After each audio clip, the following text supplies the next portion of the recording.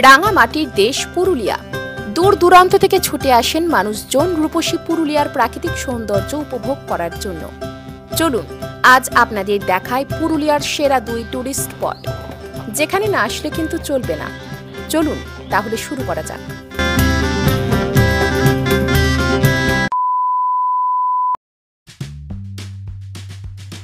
পুরুলিয়া জেলার best 2টো tourist স্পটের মধ্যে আজকে আপনাদেরকে দেখাতে চলেছি পুরুলিয়া জেলার গর্ব অযোধ্যা পাহাড়। এই অযোধ্যা পাহাড়ে লুকিয়ে রয়েছে কত অজানা জায়গা। অযোধ্যা পাহাড়ের টপ বেস্ট জায়গাগুলো আজকে আপনাদের সাথে পরিচয় করিয়ে দিই। এই হলো আপার ড্যাম, যার অপরূপ সৌন্দর্য দেখে মনেই হবে না যে আপনি পুরুলিয়া জেলার কোনো জায়গায় এসছেন, মনে হবে সম্পূর্ণ বিদেশে চলে এসছেন আপনারা। তারপরেই এখন দেখতে পাচ্ছেন পাহাড়ের আঁকাবাঁকা রাস্তা। এই আঁকাবাঁকা পথ দিয়ে চলে এলাম আমরা এখন আপনাদের দেখাতে পুরুলিয়ার লোয়ার ড্যাম। এই যে দেখতে পাচ্ছেন এটাই হলো অযোধ্যা পাহাড়ের লোয়ার ড্যাম। পুরুলিয়া জেলার অযোধ্যা পাহাড়ের মূল আকর্ষণ কিন্তু এই দুটো dam, upper dam and lower dam. তাছাড়াও আছে অনেক লুকিয়ে থাকা অজানা অনেক জায়গা, অনেক অলৌকিক মন্দির। তো চলুন আস্তে আস্তে সব জায়গার সঙ্গে পরিচয় করিয়ে দিই। অযোধ্যা পাহাড়ের আরেকটি মূল আকর্ষণীয় জায়গা হলো মার্বেল লেক। এই মার্বেল লেক কিভাবে তৈরি হয়েছে সেটার ইতিহাস যদি জানেন তাহলে কিন্তু আপনারা অনেক অবাক হবেন। এই মার্বেল লেক নিয়ে একটা ডেডিকেটেড সম্পূর্ণ ভিডিও বানানো আছে, সেটা কিন্তু আমার চ্যানেলে গিয়ে চেক আউট করতে পারেন, অথবা আমি এন্ড স্ক্রিনে দিয়ে দেবো। ভিডিও হওয়ার শেষে স্ক্রিনে থাকা ভিডিওটা ক্লিক করে আপনারা দেখে যেতে পারেন। আর এই জায়গাটা হচ্ছে সীতাকুণ্ডু।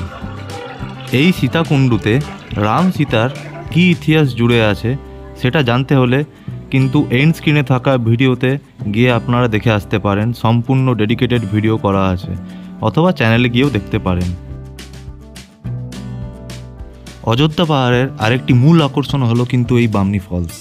এখানে কিন্তু আসতে আপনারা ভুলবেন না। এরপর আপনারা দেখতে চলেছেন এমন এক অলৌকিক মন্দির যার সম্পর্কে কিন্তু বেশিরভাগ মানুষজনই জানে না। এটা হলো অনির্বাণ দীপশিখা মন্দির। কি এই মন্দিরের ইতিহাস, কেন এই মন্দিরটাকে অলৌকিক মন্দির বলছি, সেটা কিন্তু জানতে হলে আমার চ্যানেলে গিয়ে ভিডিওটা সম্পূর্ণ দেখতে হবে। এই মন্দিরে নিয়েও কিন্তু ডেডিকেট ভিডিও আমার চ্যানেলে বানানো আছে। সব শেষে আপনাদের নিয়ে চলে এলাম লহরিয়া মন্দির। এটা হলো শিব মন্দির, খুবই জাগ্রত মন্দির। এইখানে অবশ্যই প্রণাম করে যেতে কিন্তু ভুলবেন না। আপনারা কি শহরের জীবন যাপনে ক্লান্ত? তাহলে এই ভিডিওটা আপনাদের জন্যই। আজ আপনাদের দেখাবো পুরুলিয়ার সুন্দরবন, যা রঞ্জনডি ড্যাম নামে পরিচিত। কম খরচে এত সুন্দর নিরিবিলি জায়গা, তাও আবার সুন্দরবন ভাইব, ভাবা যায়? জাঁকিয়া শীত পড়তেই পর্যটকদের ডাক পুরুলিয়ার সুন্দরবনে। রাজ্য দেশ তো বটেই, বিদেশেও পর্যটকদের প্রিয় পুরুলিয়ার সুন্দরবন। পুরুলিয়া শহর থেকে প্রায় 45 কিলোমিটার। কাশীপুরের রঞ্জনডির যোগমায়া জলাধার, আর এই জলাধার হয়ে উঠেছে পুরুলিয়ার এক টুকরো সুন্দরবন। পর্যটকদের ডাক দিচ্ছে কাশীপুরের যোগমায়া সরোবর, যা অনেকেই পুরুলিয়ার সুন্দরবন বলে থাকে। বিস্তীর্ণ জলরাশির পাড়ে ঘন অরণ্য, ভালোবেসে মানুষ বলেন সুন্দরবন। শীতকালে ডেস্টিনেশন তো এমন জায়গা হতেই পারে। আর এই রঞ্জনডি ড্যাম বা সুন্দরবন, পুরুলিয়ার সুন্দরবন, এই পুরুলিয়ার সুন্দরবনকে নিয়ে যদি ডিটেলে ভিডিও দেখতে চান বা জানতে চান, সেটাও কিন্তু রয়েছে আমার চ্যানেলে। তো চলুন বন্ধুরা, আজকে নিলাম বিদায়। আবারও দেখা হবে অন্য কোনো ভিডিও নিয়ে।